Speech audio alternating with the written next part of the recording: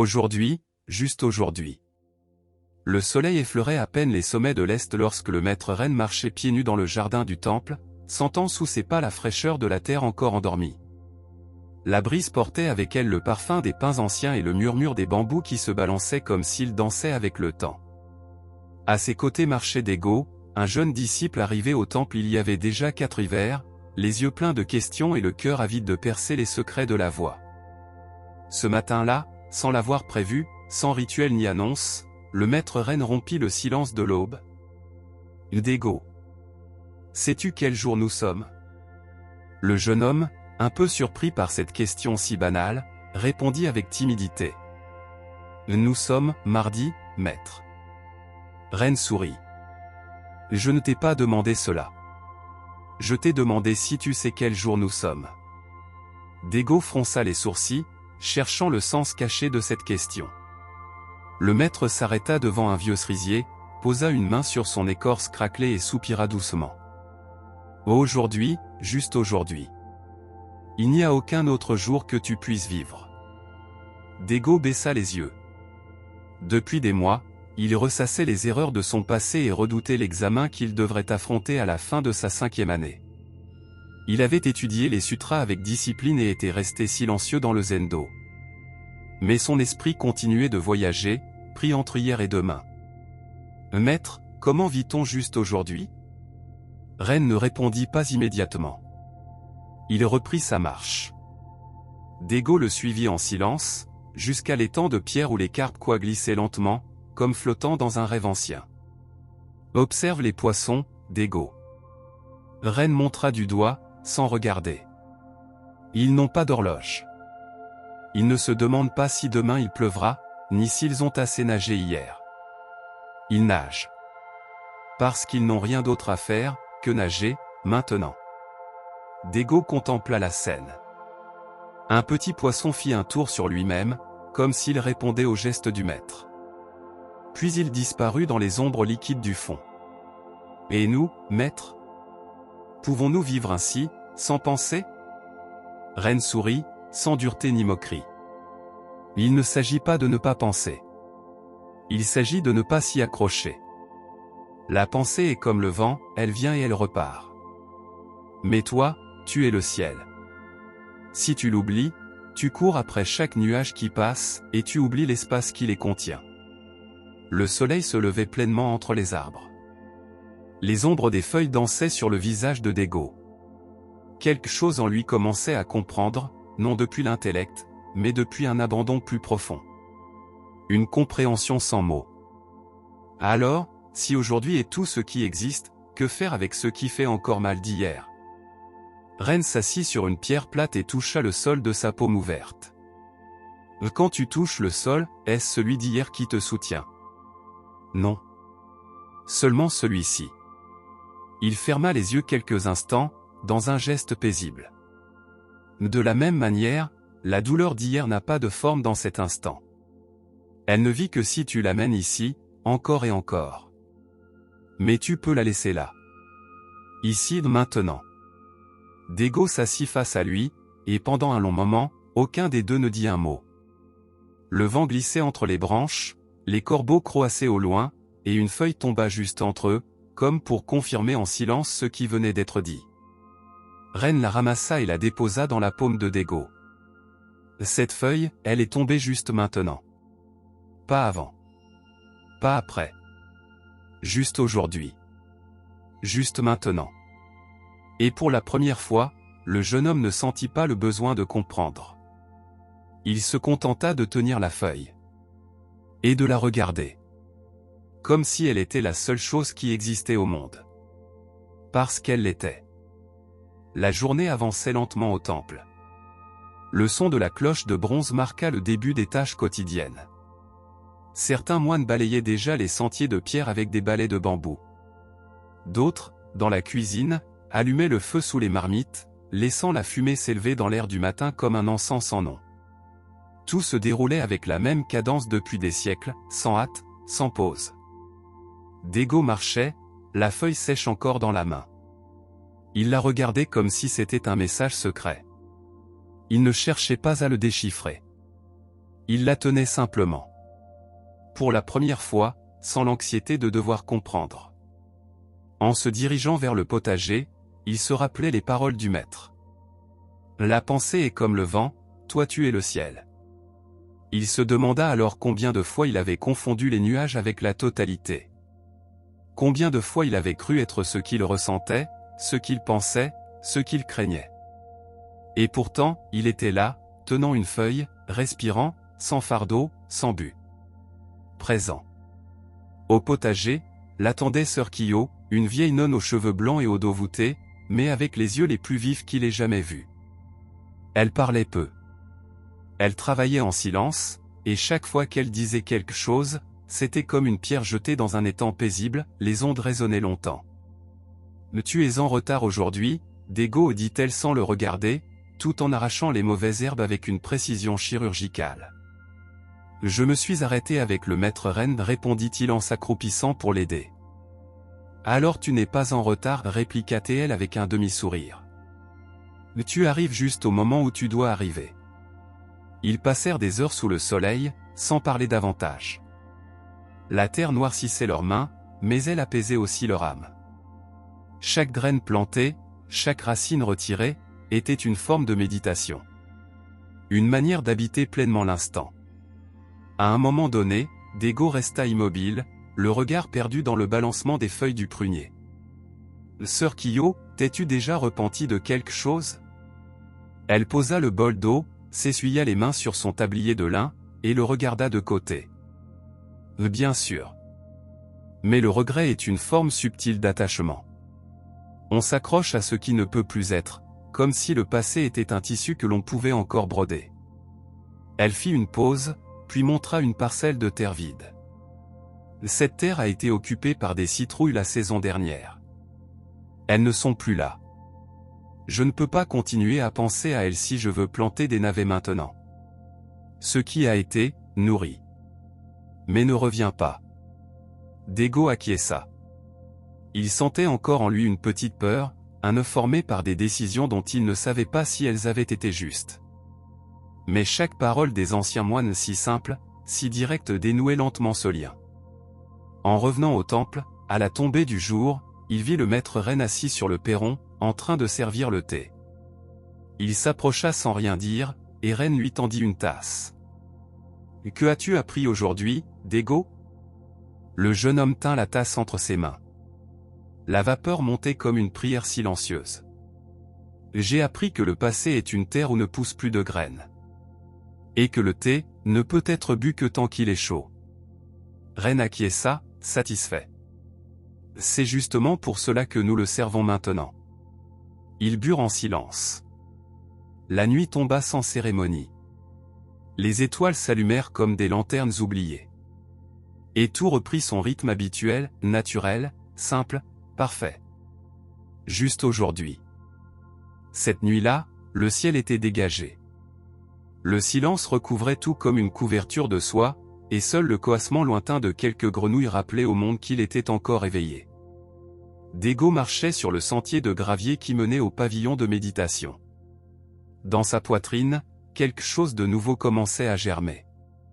Ce n'était pas exactement de la compréhension, ni un soulagement. C'était un calme. Un espace sans nom. Comme si, pour la première fois, il n'avait plus besoin d'arriver nulle part. Il s'assit sur le zafu face au mur blanc, comme chaque nuit. Il ferma les yeux. Il respira. Et alors, sans s'y attendre, une scène de son enfance surgit dans son esprit. Il avait à peine 6 ans. Sa mère le serrait dans ses bras sous la pluie pendant qu'ils attendaient que le ciel s'éclaircisse pour pouvoir rentrer à la maison. Ils ne disaient rien. Ils étaient juste là, trempés et riants. Il l'avait oublié pendant des années, mais maintenant l'image était nette, chaleureuse, vivante. Et il comprit.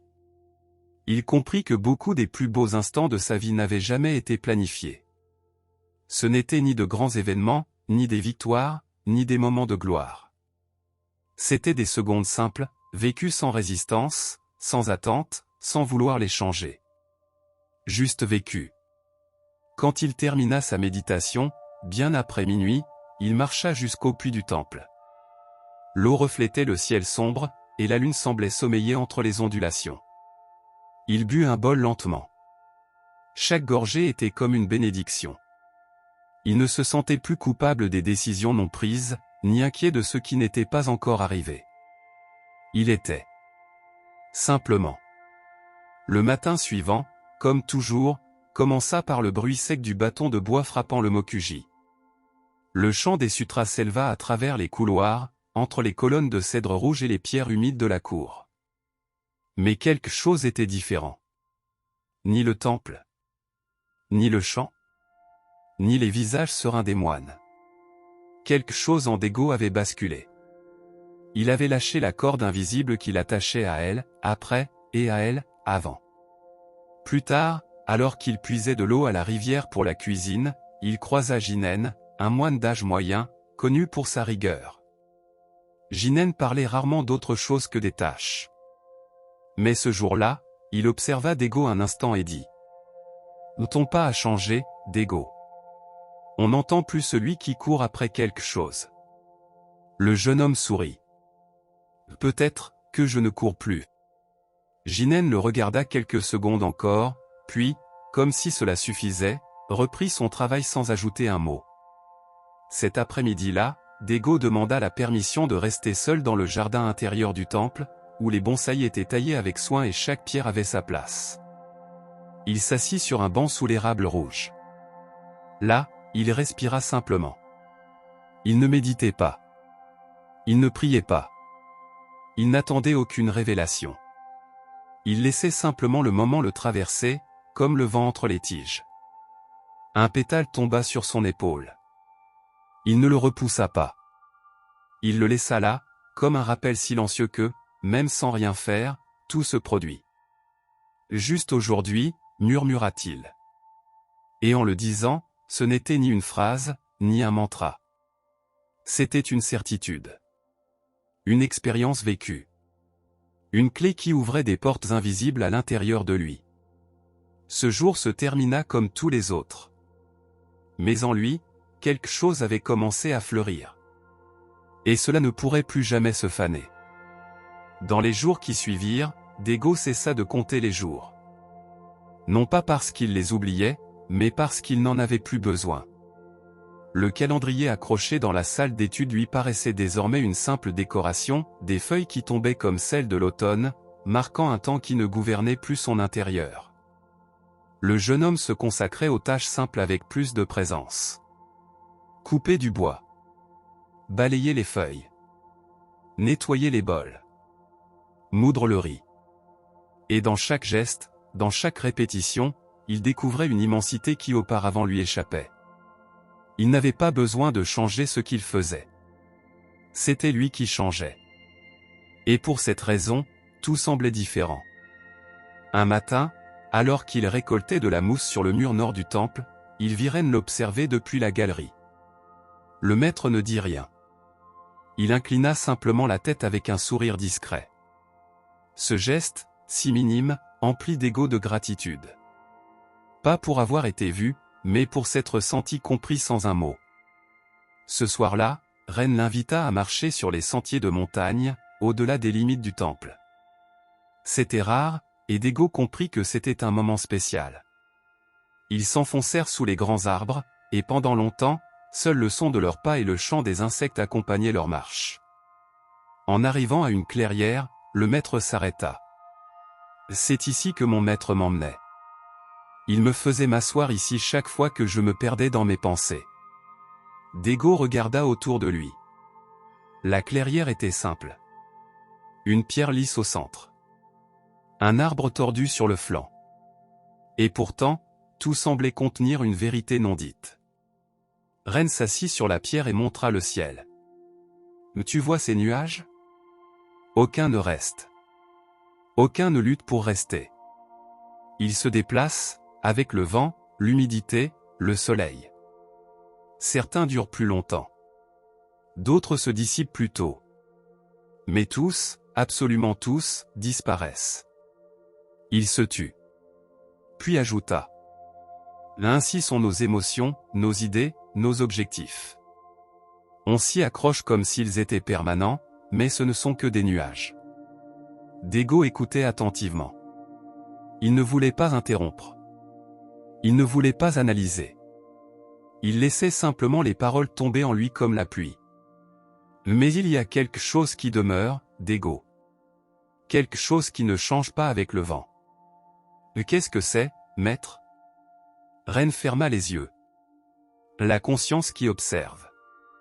Celle qui ne s'attache ni ne rejette. Celle qui simplement est. Elle est toujours là. C'est toujours aujourd'hui. Daigo ressentit alors une vague de compréhension. Elle ne venait pas du raisonnement, mais de quelque chose de plus profond. C'était comme si toute la théorie, toutes les lectures, tous les silences passés, avaient préparé son intérieur à s'ouvrir, à cet instant précis, à la vérité la plus simple, il n'y a pas d'autre moment que celui-ci. Alors, maître, si la seule réalité, c'est maintenant, tout le reste est-il illusion? Ren ouvrit les yeux et le regarda doucement. Ce n'est pas une illusion. C'est un rêve. Beau, nécessaire, mais un rêve. Nous vivons, nous rêvons, nous nous souvenons, nous désirons. Mais seulement quand nous sommes complètement éveillés, nous savons que la seule réalité est ce clignement d'œil de l'univers. Ils revinrent au temple sans dire un mot. Chaque pas était une célébration sans cérémonie. Le craquement des branches sous leurs pieds, le bruissement des feuilles sèches, le murmure du vent entre les bouleaux, tout était enseignement. Tout était suffisant. Ce soir-là, arrivé dans sa chambre, Daigo ne sentit ni l'urgence d'étudier, ni le besoin de relire les sutras, ni de penser à ses progrès. Il s'allongea sur son futon et respira. Rien de plus. Et dans cette respiration, profonde, lente, totale, il se sentit plus vivant que jamais. Aujourd'hui. Juste aujourd'hui. Le 4e jour après sa conversation avec le maître Ren dans la clairière, quelque chose vint troubler le calme du temple. L'un des moines les plus anciens, le frère Tetsuji, tomba soudainement malade. Personne ne s'y attendait. Jusqu'alors, il avait été tel un roc immobile, silencieux, fort, toujours présent au premier chant du matin, balayant la cour avant l'aube. Mais ce matin-là, il ne se présenta pas. Lorsque Daigo entra dans sa chambre pour lui apporter du thé, il le trouva allongé sur le côté, le regard perdu, le corps mince comme un roseau plié par le vent. Il l'appela, mais le vieil homme remua à peine les lèvres. Le jeune homme courut prévenir les autres, et bientôt la pièce fut remplie de pas calmes, de mains expérimentées préparant des infusions, de linge propre, d'un bol d'eau tiède. Ren s'approcha sans précipitation, s'assit à ses côtés et lui prit la main comme s'il tenait celle d'un enfant. « Frère Tetsuji, dit-il d'une voix douce. Aujourd'hui est un beau jour. » Le vieux moine esquissa un sourire, à peine perceptible, ses lèvres sèches. « Aujourd'hui, oui, murmura-t-il. » Daigo sentit un nœud dans sa gorge. Comment pouvait-on appeler beau jour un jour où quelqu'un mourait? Comment le maître pouvait-il conserver une telle sérénité? Pendant 3 jours, Tetsuji resta alité. Il ne se plaignait pas. Il ne posait pas de questions. Il dormait ou regardait en silence le jardin par l'embrasure de la porte. Un après-midi, alors que tous se relayaient pour prendre soin de lui, il demanda à rester seul avec Daigo. « Viens, mon fils, assieds-toi ici. » Daigo obéit, s'agenouillant près de son lit. Le moine tendit une main tremblante et posa ses doigts sur le front du jeune homme. « Sais-tu ce qu'il y a dans cet instant? Je suis avec toi. » Exactement. Et c'est tout. Tetsuji ferma les yeux un moment. Sa voix n'était plus qu'un souffle. J'ai vécu de nombreuses années, j'ai vu les saisons répéter leur cycle, et si j'ai appris une chose, c'est ceci, la seule chose vraie est ce qui se passe ici, pendant que tu respires. Tout le reste se dissout comme la fumée. Il fit une longue pause. Puis, dans un dernier effort, il ouvrit les yeux et dit « N'aie pas peur du changement. Ne t'accroche pas au temps. Laisse simplement la vie couler entre tes mains, comme de l'eau fraîche, et bois-la. » Et sur ces mots, comme s'il avait attendu seulement de les prononcer, Tetsuji expira. Il n'y eut pas de drame. Pas de cri. Juste un silence qui emplit toute la pièce, comme si même le vent s'était arrêté pour écouter. Daigo ne pleura pas. Non par froideur, mais parce qu'il sentit que quelque chose en lui comprenait. Le frère Tetsuji n'était pas parti. Il avait simplement vécu jusqu'au bout de l'instant. Rien de plus. Rien de moins. Ce soir-là, Ren rassembla tous les moines dans la cour, sous les lanternes de papier animées par le vent nocturne. Ne pleurez pas son départ.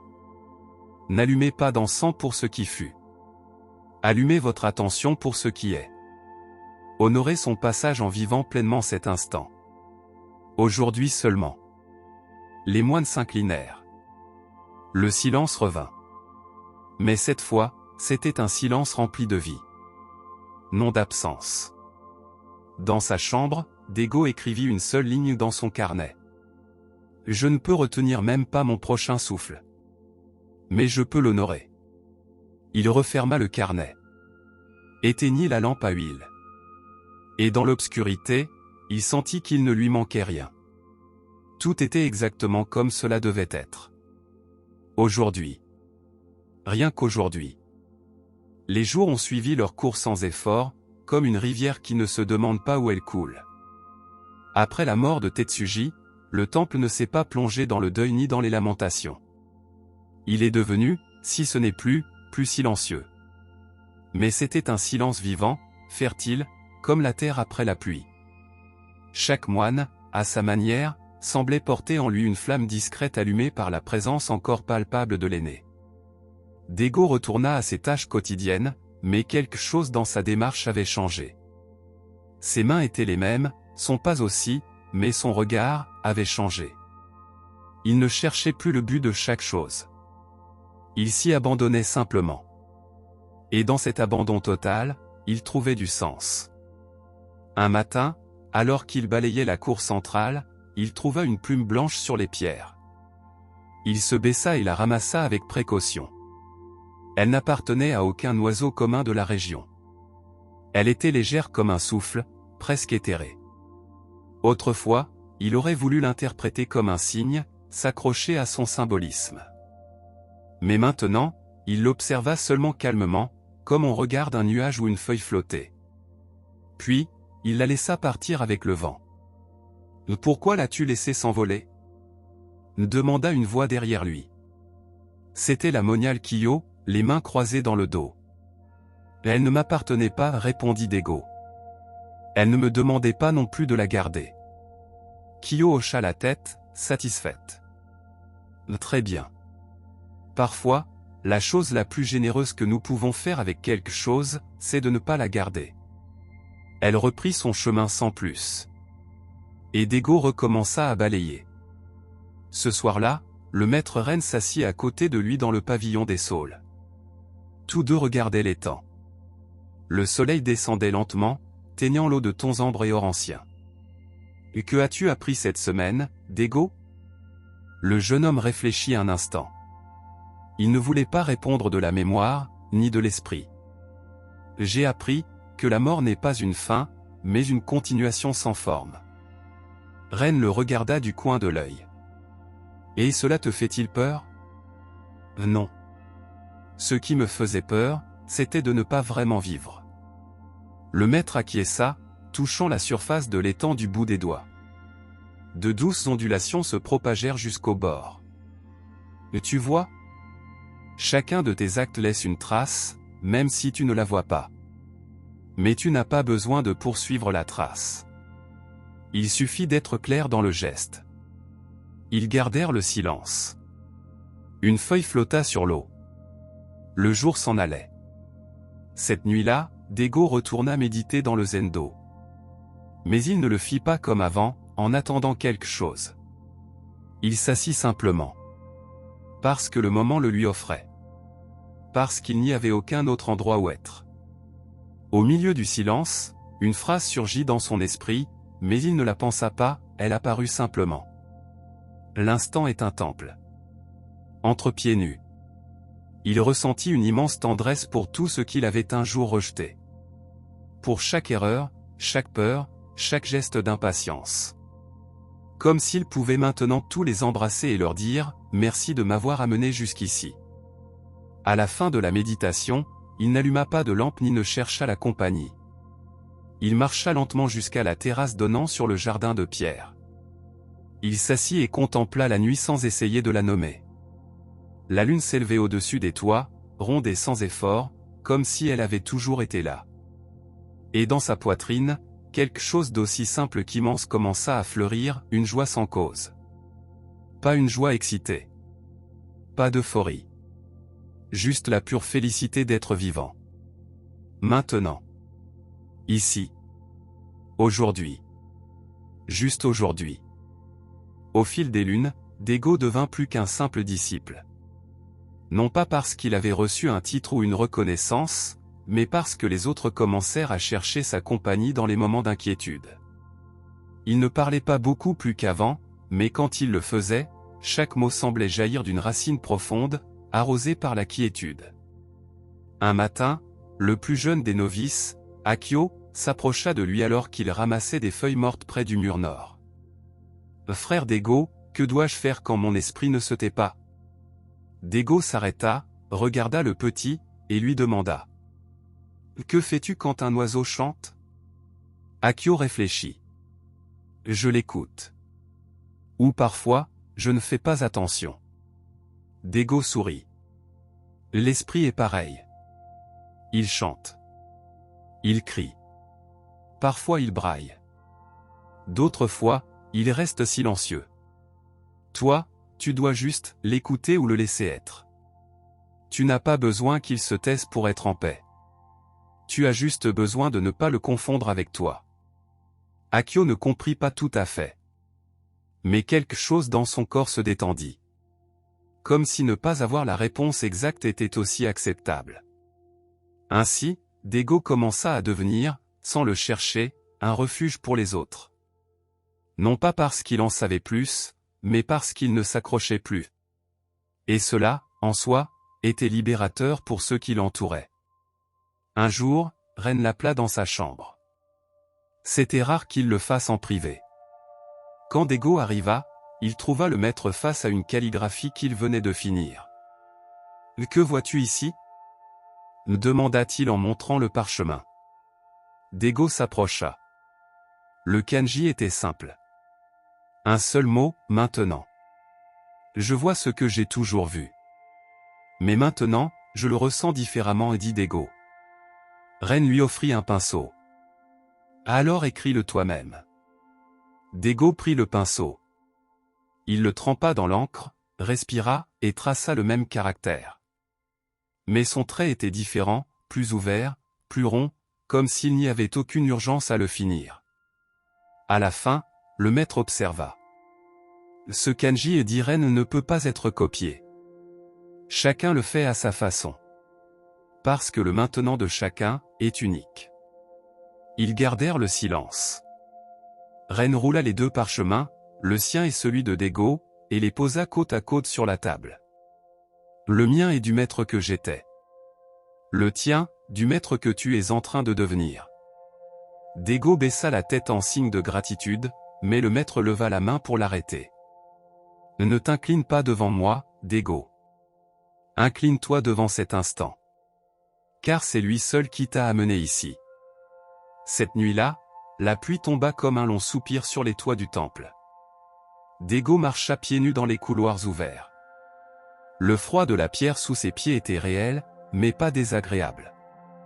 Il faisait partie du moment, comme le bruit de l'eau, l'odeur du bois mouillé et la lumière vacillante des lanternes. Il s'arrêta devant l'ancien cerisier, celui qui fleurissait chaque printemps et semblait mourir chaque hiver, bien qu'il ne mourût jamais vraiment. Il posa la paume de la main sur son tronc humide. « Merci, dit-il à voix basse. De m'avoir enseigné sans rien dire. » Il ne parlait pas seulement de l'arbre. Au fond de lui, il n'y avait plus de résistance. Plus de lutte contre ce qui était. La vie pouvait apporter douleur, perte, beauté ou doute, et pourtant, rien de tout cela n'avait besoin d'être changé. Parce qu'au plus profond, chaque chose contenait la graine de l'éveil. Cette nuit-là, en dormant, Dego ne rêva ni du futur ni du passé. Juste du vent sur un champ ouvert. Sans but. Sans propriétaire. Sans fin. Aujourd'hui. Juste aujourd'hui.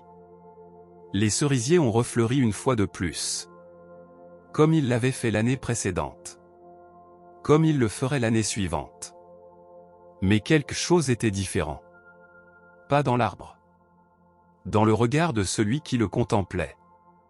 Dégo, désormais aux cheveux plus longs, à la posture plus détendue et aux yeux sans hâte, marchait sur le sentier de pierre comme chaque matin. Autour de lui, les moines balayaient, portaient de l'eau, servaient le petit déjeuner. Tout comme toujours. Et pourtant, tout était neuf. Il avait finalement compris que rien ne se répète, même si cela en a l'air. Que même la même tâche, accomplie avec la même main, ne se produit jamais deux fois. Parce que ni la main n'est la même, ni l'instant. Devant les temps, il vit un vieil homme qu'il ne connaissait pas. Un visiteur, probablement. Il était seul, les yeux fermés et la respiration agitée. Il semblait lutter contre lui-même. Dégo s'approcha sans bruit, s'assit à ses côtés, et laissa le silence les envelopper comme un nuage. Le vieil homme ouvrit les yeux. « Es-tu moine » Dégo sourit. « Je suis seulement quelqu'un qui apprend à être ici. » L'homme hocha la tête, retenant une émotion qui apparaissait sur son visage. « J'ai perdu mon fils il y a un mois. Depuis, je ne sais pas quoi faire de ma vie. » Dégo ne dit rien pendant un long moment. Le bruit de l'eau était sa seule réponse. Puis, très lentement, il parla. « Tu n'as pas besoin de savoir quoi faire de toute ta vie. Seulement de ce moment. » Le vieil homme le regarda, perplexe. « Et ça, suffit ?» Dégo inspira profondément. « C'est la seule chose qui existe. Le reste est mémoire ou supposition. Mais cet instant est vivant. Il est avec toi. Et tu es avec lui. » Il prit une fleur de lotus qui flottait sur l'eau et la tendit au visiteur. « Tiens ceci. Mais ne pense pas à demain. Ni à ce qui n'est plus. Ressens-la seulement. Maintenant. » L'homme tendit les mains tremblantes et reçut la fleur. Ses yeux s'humidifièrent. Mais plus par douleur, par quelque chose de plus doux. Une gratitude muette. Comme si, dans ce geste, quelque chose à l'intérieur de lui avait été permis. Après un long silence, le vieil homme s'en alla. Il ne dit pas au revoir. Il regarda simplement Dégo et hocha la tête. Et cela suffit. Plus tard, Ren le trouva assis sous le vieux pin du jardin ouest. Le maître s'assit à côté de lui, sans se faire annoncer. Il observa son visage serein, ses mains propres sur ses genoux, sa présence ouverte comme le ciel d'automne. « Tu n'es plus le même qui est arrivé ici il y a 5 hivers. » « Non. Celui-là cherchait. Moi, je suis simplement. » Ren le regarda de côté. « Et ça suffit ?» Dégo sourit. « C'est la seule chose qui existe. » Le maître rit, d'un rire bref et léger, de celui qui n'a plus de poids dans les poches de l'âme. « Bien dit. Mais souviens-toi, Dégo, cela aussi passera. » Le vent souffla doucement entre les arbres. Quelques feuilles tombèrent sans bruit. Personne ne tenta de les attraper. Personne ne les salua. L'après-midi devint nuit. Le ciel s'alluma d'étoiles qui ne réclamaient pas d'être vues. Et le temple, comme chaque jour, respira. Il n'y avait pas de conclusion. Il n'y avait pas de dénouement. Juste la certitude d'être ici. Maintenant. Aujourd'hui. Juste aujourd'hui.